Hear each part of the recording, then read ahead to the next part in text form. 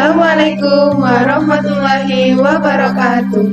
Halo semuanya, perkenalkan kami dari kelompok 4, Prodi S2 Pendidikan Biologi. Saya Zelestini Erina. Saya Elizabeth Nasila. Saya Ajeng Rupa Astrini. Nah, kami di sini akan menjelaskan tentang bagaimana sih tubuh kita memproses makanan yang masuk. Penasaran kan kalian gimana penjelasannya? Stay tune. Tunggu ya. Nah, sebelum kita belajar lebih jauh tentang sistem pencernaan, lebih baik kita belajar dulu tentang pengertian dari sistem pencernaan. Apa sih yang dimaksud dengan sistem pencernaan? Sistem pencernaan merupakan serangkaian organ dalam tubuh yang bekerja untuk mencerna makanan, menyerap nutrisi, dan mengeluarkan sisa-sisa yang tidak diperlukan. Sistem ini berfungsi untuk mengubah makanan yang kita makan menjadi zat-zat yang dapat diserap oleh tubuh untuk energi, pertumbuhan, serta pemeliharaan fungsi-fungsi vital. Teman-teman dulu dari SD, dari SMP, kan udah pernah belajar ya tentang organ pencernaan makanan itu ada apa aja. Nah, jadi di sini kita review ulang aja ya kalau sistem pencernaan itu terdiri dari beberapa organ. Yang pertama ada mulut, kemudian kerongkongan, lambung, usus halus, usus besar, dan rektum. Nah, nanti dari setiap organ-organ ini akan dijelaskan oleh teman-teman saya. Jadi, teman-teman tetap simak dengan baik ya videonya.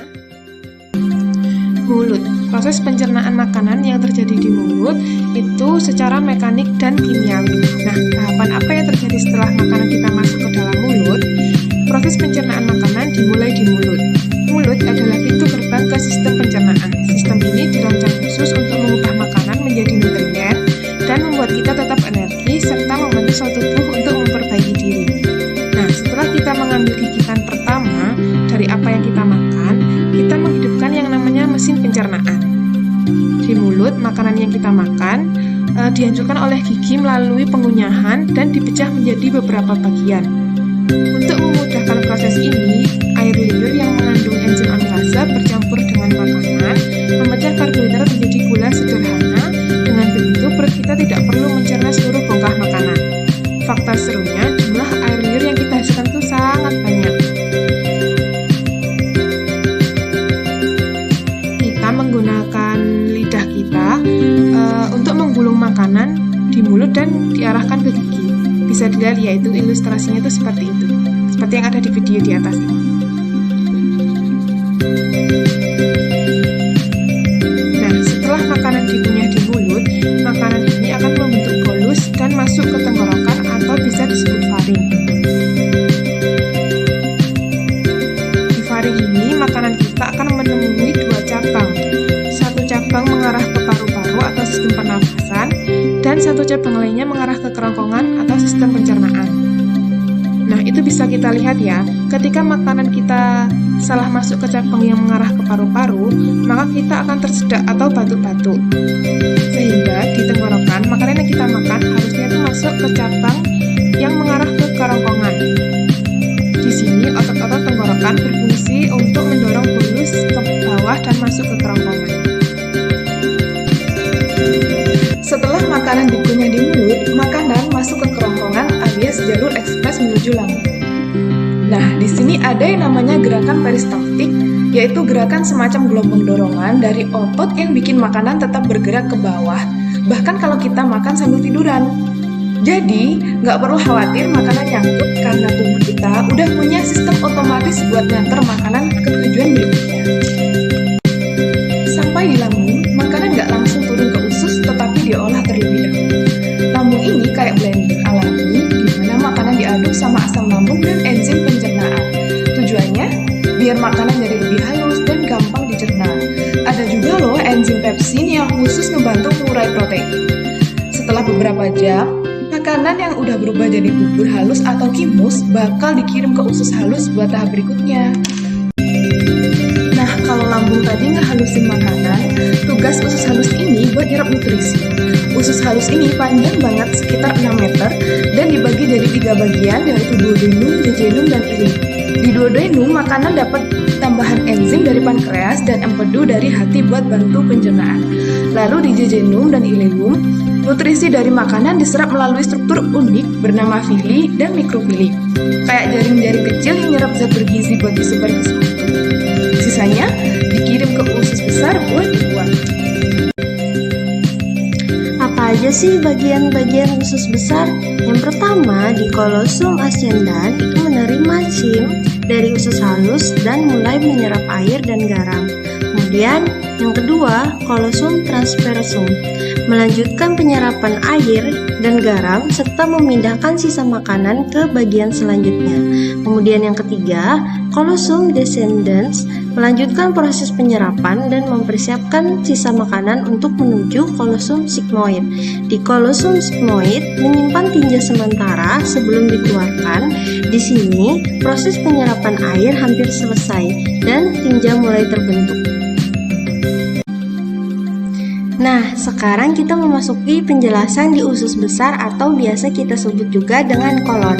Mempunyai panjang sekitar 1,5 sampai 2 meter. Mempunyai fungsi menyerap air dan garam dari sisa makanan yang tidak dicerna serta membentuk dan menyimpan tinja sebelum dikeluarkan dari tubuh. Ada bakteri yang mengikuti. Kenapa? Karena usus membutuhkan bakteri baik untuk membantu memecah makanan, vitamin, dan nutrien sehingga tubuh bisa menggunakannya. Di usus besar ini ada usus buntu. Usus buntu selain menampung bakteri yang mungkin perlu dilepaskan ke usus, dia mempunyai beberapa jaringan yang berguna untuk sistem ketebalan tubuh, tapi sebagian besar benda kecil yang tidak berguna. Pembentukan tinja itu setelah proses penyerapan sisa makanan yang tersisa menjadi lebih padat dan membentuk tinja. Tinja ini terdiri dari sisa-sisa makanan yang tidak dicerna, sel-sel mati, bakteri, dan zat-zat lain yang tidak diperlukan oleh tubuh. Pergerakan tinja. Tinja yang terbentuk di usus besar kemudian bergerak menuju rektum melalui gerakan peristaltik. Rektum adalah bagian terakhir dari usus besar yang berfungsi untuk menyimpan tinja sebelum dikeluarkan. Jadi ketika rektum terisi dengan tinja, reseptor di dinding rektum akan merangsang refleks defekasi yang memberi sinyal kepada otak bahwa saatnya untuk buang air besar.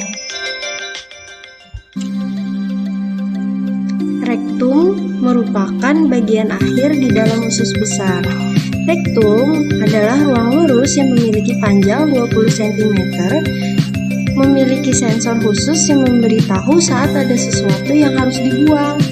Mereka mengirim sinyal ke otak saat feses atau gas ingin keluar.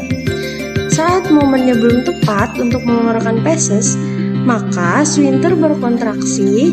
Sensor rektum membantu juga sehingga keinginan untuk mengeluarkan isinya hilang untuk sementara waktu.